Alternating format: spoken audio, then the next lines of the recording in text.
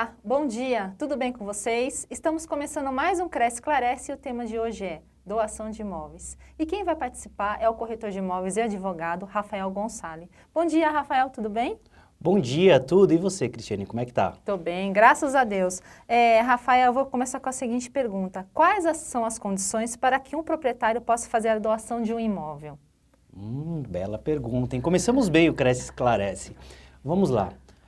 Para você doar um imóvel, você tem que ser proprietário desse bem, tá? Como que a gente comprova a sua propriedade? Através de escritura pública, devidamente registrada na circunscrição competente, ou seja, no cartório do registro de imóveis competente. Eu só posso doar um imóvel que se tiver no meu nome? Não, não necessariamente. Você pode doar uma promessa, os direitos, o que você tiver. Isso está previsto no nosso Código Civil, no artigo 538 ao 544. A doação é um ato de liberalidade, ou seja, de vontade da pessoa, de doar, de entregar, de dar a coisa em vida. É possível fazer a doação de imóvel em vida? Sim, é possível e é o correto. O correto é você ter essa liberalidade em vida, tá? Você, na sua passagem nessa terra, você tem a vontade de dar, de entregar, de deixar, de instituir para algum dos seus herdeiros, para um terceiro, aí fica a seu critério. Como é um ato de liberalidade, a gente tem que fazer isso em vida, essa é a verdade. E você pode, assim, explicar para nós, assim, detalhadamente, a diferença de testamento e de doação? Porque existem diferenças, né? Se você puder fazer essa explanação para nós. Claro, vamos lá. A doação, como foi dito, é um ato de liberalidade, ou seja, um ato de vontade. A pessoa em vida entrega o bem que ela tem. Pode ser um bem imóvel, ela tira do patrimônio dela e entrega isso em vida. O testamento é um pouco diferente. O testamento ele tem a sua vontade, é feita em vida, realizada após a morte. Ou seja, a doação, ele expressa aquela vontade. No testamento é algo que às vezes é muito sigiloso. Após a morte é feita a vontade dele, ou seja, é entregue o bem. É feita a doação em vida e o testamento à morte. Ou seja, são vontades diferentes, tá? Vou tentar deixar um pouco mais claro. Eu, Rafael Gonçalves, pretendo doar para você o meu relógio. Então, eu entrego e te dou o meu relógio. Isso é um bem móvel. Eu, Rafael Gonçalves, tenho a vontade de deixar isso para você quando do meu falecimento. Então, eu vou a um cartório, pode ser um testamento público, pode ser um testamento particular, e deixo testado isso, que após o meu falecimento, quero que alguém entregue o meu relógio para você. Tá. Rafael, deixa eu perguntar uma coisa para você. No momento da doação, a pessoa pode contestar essa doação? Ela não querer essa doação para ela? Eu tô recusando. E no testamento também? É porque, assim, ela não é obrigada a receber aquilo que é doado ou disponibilizado a ela no testamento, né? Como é que funciona isso? Começamos bem o Cresce, hein? Olha, me apertou agora. Vamos lá. A doação, como é um ato de liberalidade, às vezes a pessoa não quer esse bem, então ela dá a negatória. Se for por escritura pública, ela vai falar que não quer o bem. Por que não quer o bem? Pode ser uma doação pura e simples, mas ela pode ter ônus, pode ter encargos. Então, às vezes a pessoa não se sente confortável em receber. Pode ter débitos de IPTU, pode ter N fatores. Então, ela não se sente bem em receber, ela dá a negatória. A doação pura e simples, ela se nega no momento do ato, da assinatura, tá? O testamento já não. O testamento, como é uma vontade em vida que será realizado pós-morte, a pessoa vai ter a ciência do bem que está sendo deixado, aí ela pode falar, não quero. Então, ela renuncia esse bem. Aí ela faz a renúncia dessa doação. Ela não aceita a doação no testamento devido ao ônus, alguma coisa, aí pode ir para o Estado, dívida ativa, aí tem vários elementos que podem sobrecair sobre o bem. E tem alguma coisa assim que é proibido de ser doado? Alguma propriedade? Não, entendeu a minha pergunta? na verdade, entendi, entendi, ela é boa. Na verdade, não, Cristiane, pelo seguinte, a doação, como foi dito, a gente tem que deixar muito isso em mente, é um ato de liberalidade, de vontade. Então, assim, a pessoa doa o que ela tem, o que ela quer e o que ela pode doar. Quando a gente fala pode doar, a gente fala da parte disponível do bem, tá? Então, assim, não existe. Se eu quiser doar um anel, eu posso doar um anel. Se quiser doar o meu sapato, eu posso doar. Se eu quiser doar os direitos de compra de um imóvel, Ah, eu não tenho escritura do imóvel. Tudo bem, você doa os direitos de compra. A doação é liberalidade, você doa o que você tem. Você tira do seu patrimônio algo que você tem e agrega no patrimônio do donatário. É mais vantajoso fazer doação ou testamento? Ah, depende, Cristiane, pelo seguinte, vamos lá. A doação, a pessoa faz questão de expressar aquela vontade em vida. O testamento já não, tem que esperar. Então, o que é mais vantajoso? O testamento, você pode doar a parte disponível. O que é a parte disponível? A parte disponível é 50% dos bens, tá? Se você tiver herdeiros, você tem que respeitar a legítima, tem todo o critério que o nosso Código Civil de 2002, ele transparece, né, a legislação. Então, assim, você doa, e a pessoa aceitou a doação, é o ato de liberalidade. No testamento, você tem que abrir o inventário. Tá. Mas, pô, eu testei, Rafa, por que eu tenho que abrir inventário? Porque o juiz precisa abrir o testamento e certificar que não ultrapassou a sua parte legítima, ou seja, você não pula o inventário. O testamento, ele não pula o inventário. A doação, sim. Você doou em vida, você liberou a sua vontade em vida. O testamento, não. Ele vai para o juiz apreciar. O juiz pode apreciar ele sendo deferido ou indeferido. O testamento, algumas pessoas até confundem. Eu vou fazer um testamento e não precisa fazer inventário? Não, precisa fazer o inventário sim. O juiz precisa ter conhecimento desse testamento, vai ser aberto, aí vai ter o testador, vai ter tudo certinho conforme a legislação, e se passar da parte legítima é indeferido esse testamento, ou seja, você leva para inventário sim. Olha, eu não sei se você achar minha pergunta um pouco fraca, mas assim, qualquer pessoa pode receber a doação, ele tem que ser maior de idade, pode ser menor de idade, como é que funciona o recebimento da doação? Para você receber a doação, a pessoa tem que ser maior e capaz. Aí ela recebe a doação de livre e espontânea vontade. O menor não pode receber? Pode receber sim. O nosso Código Civil, ele prevê que o menor, nós temos, vamos entrar na capacidade civil um pouquinho para deixar mais claro para o telespectador. O menor, absolutamente incapaz, ele é representado pelos seus pais. O que é o absolutamente incapaz? É o de 0 a 16 anos. O relativamente incapaz é de 16 a 18. Com 18 anos ele se torna maior para a vida civil e já pode assinar. Nesse intercalo de 16 a 18, eu não vou falar 18 anos que está errado, né? É de 16 a 17 anos e 12 meses, dependendo 30 dias ou 31, né? Ele é representado pelos seus pais, pelo seu responsável. Eles precisam, o menor, o absolutamente incapaz é representado e o relativamente capaz é assistido. Os pais assistem ele. Tá, então a partir de 18 anos, tranquilo. Liberalidade total para receber o bem. E o que significa doação de imóvel com reserva de usufruto? Vamos lá. Aí a gente vai tentar esclarecer porque existem várias dúvidas nesse sentido. Nós temos uma propriedade de um bem imóvel, uma casa. A gente vai dispor desse bem da seguinte forma. A gente vai bipartir ele. Vamos imaginar que a gente pega o bem e a gente faz dois bens. Um vai ficar com a nua propriedade e o outro com usufruto. Ou seja, o Rafael tem uma casa e quer doar essa casa. O que ele vai fazer? Reservar usufruto para ele. Os frutos do imóvel são meus. O que são os frutos? Os aluguéis, todos os frutos que aquele bem, a moradia, eu só não vou poder dispor. Por quê? Eu doei. O que eu doei? A nua propriedade. Eu fiz do meu imóvel um bipartimento dele. Nua propriedade e usufruto. E reservo o usufruto para mim. Os frutos, enquanto eu for vivo, serão todos meus. Ah, mas você doou, a pessoa pode vender? Não. Sim ou não? Pode, desde que a pessoa que compre saiba que o usufruto é meu. Ou então, eu renuncio a esse usufruto, eu abro a mão desse usufruto. O imóvel fica como um coproprietário comigo, porque os frutos serão meus. Entendi. E a nua propriedade Então, a pessoa que comprar, ela não pode usufruir, então, do imóvel. É usufruto de quem está doando o imóvel, é isso? Perfeito. Eu doei o imóvel para você, Cristiane. Reservei o usufruto para mim. Os frutos são meus. Ai, Rafael, eu estou apertado, eu vou vender. Eu estou precisando vender meu imóvel.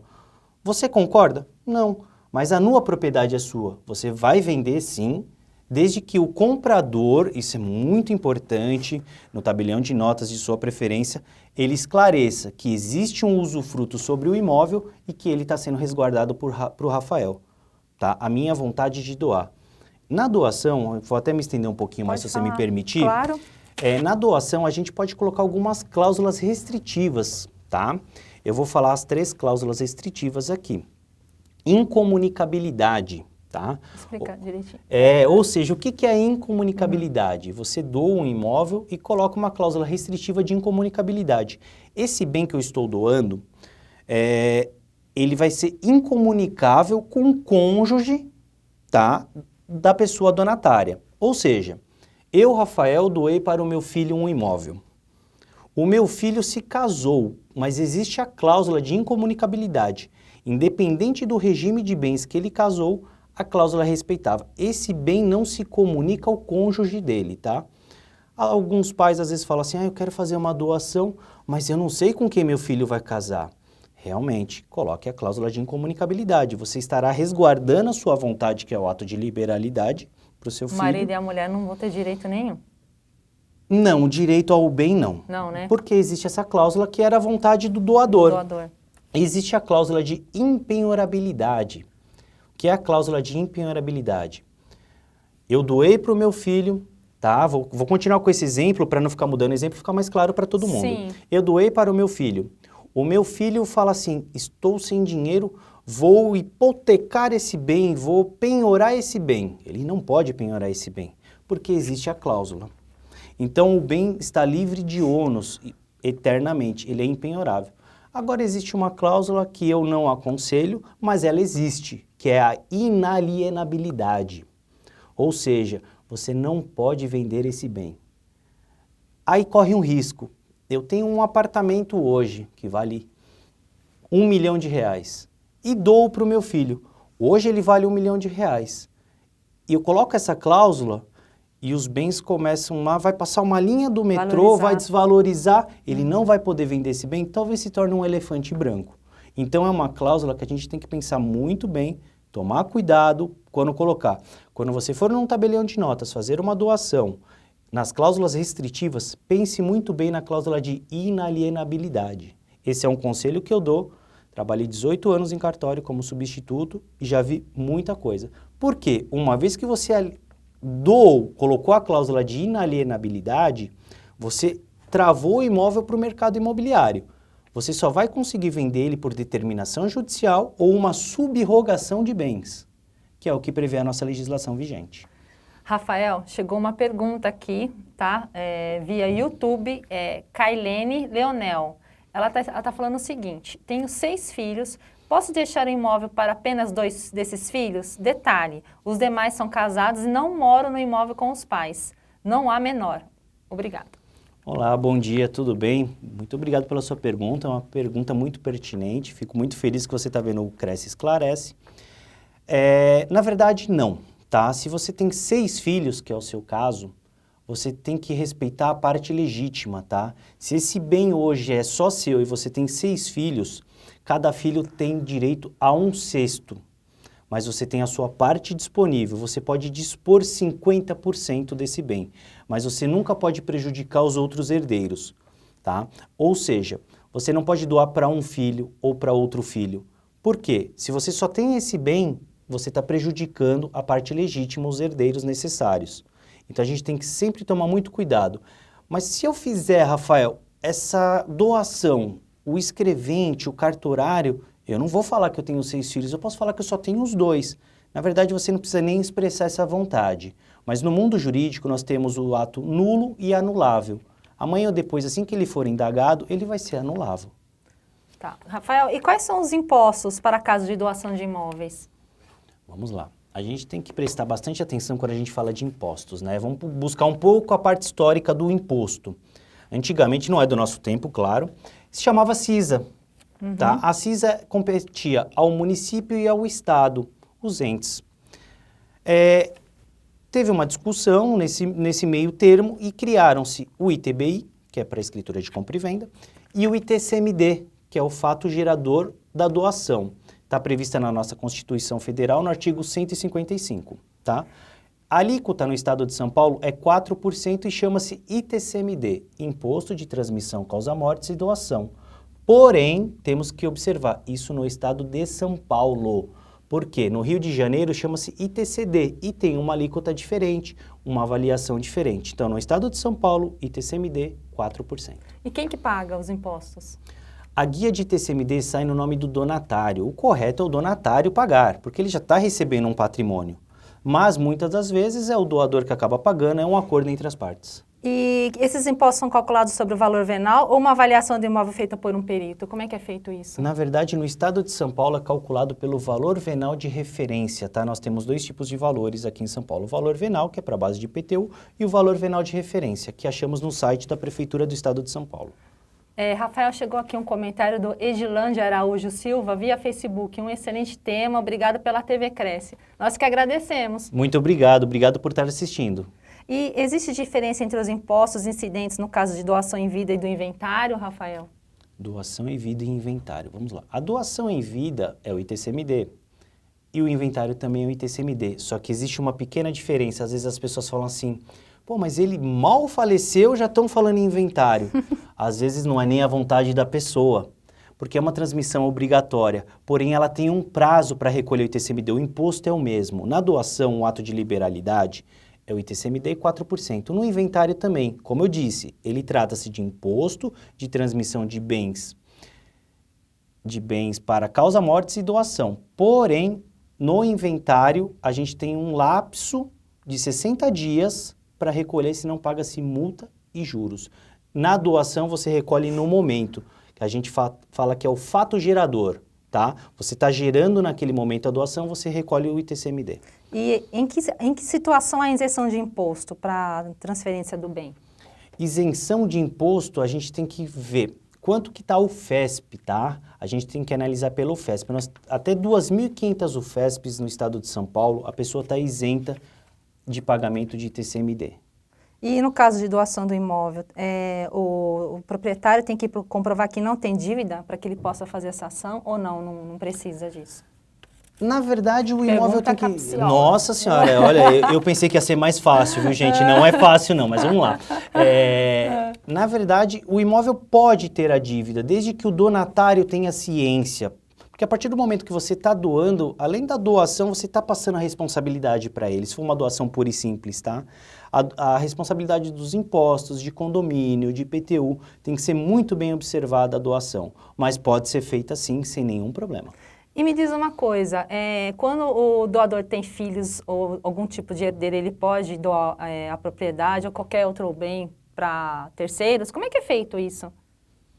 Bom, vamos lá, se ele Explica tiver... esse processo. É um pouco complexo também, né? Quando a gente fala de doação, parece tão simples, né? Tirar do meu patrimônio, colocar no patrimônio do donatário, não é tão simples. Existem as regras jurídicas que é para resguardar ambas as partes. Então, vamos lá. Eu posso doar para um terceiro? Posso. Posso sim. Desde que saia da minha parte disponível. Eu não posso sair dilapidando o meu patrimônio, sendo que eu tenho herdeiros. Ai, mas o meu filho, ele não me dá a atenção que eu mereço. Acontece muito, né? Vários casos, quando eu estava no cartório, as pessoas... Mas não é assim, você não pode sair dilapidando o patrimônio, porque seu filho é seu herdeiro. Então, a gente tem que respeitar os herdeiros necessários. Sendo assim, a gente pode doar, desde que respeite-se a parte disponível do bem. Rafael, eu não tenho herdeiros, tenho um imóvel, quero fazer a doação. Eu não tenho herdeiros, não tenho filhos. Posso doar? Pode. Quantos imóveis você tem? Um só? Então você vai poder doar esse imóvel e reservar o usufruto para você. Por quê? Se você só tem um bem, você depende desse bem. Você não pode se tornar um ônus para o Estado. Então, você reservando os frutos são seus. Sim. A sua vontade vai ser feita, mas os frutos são seus. Então, assim, pode-se doar para terceiros? Pode, sempre respeitando a legislação vigente. Olha só, acho que você já respondeu essa pergunta, mas eu vou enfatizá-la novamente. O herdeiro tem direito a 50% dos bens, é isso?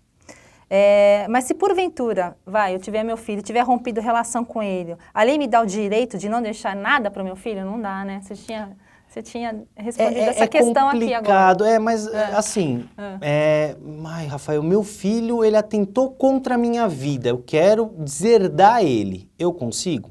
Consegue. É um fato até triste da gente falar, né? Porque a ordem natural, pai e mãe, a gente tem que sempre respeitar, Sim, que são os seres maiores, né? Queria aqui até mandar um beijo para minha mãe, muito obrigado, tá, mãe? Por tudo. Então, o que acontece? Eu tenho que deserdar ele via judicial. Aí sim, ele deixa de ser seu herdeiro, mas isso sempre por determinação judicial, não por vontade própria, tá? Ai, não concordo com o que meu filho faz. Não, você tem que ter os fundamentos jurídicos e uma determinação judicial, tá bom? Então, existe a possibilidade. Sim, complexa, mas existe. Existe. Tá. Chegou mais uma pergunta aqui, do Paulo André da Silva, via YouTube. E caso da justiça querer tomar este imóvel para quitação, como é que fica? Quitação deve ser de alguma dívida, né? Eu acredito que... Bom dia. Eu acredito que sim, eu acredito que seja dívida de IPTU, você deve estar mencionando. Você não mencionou a dívida, mas deve ser dívida de IPTU. Ele não menciona a dívida, não. Provavelmente sim. A responsabilidade passa-se do doador.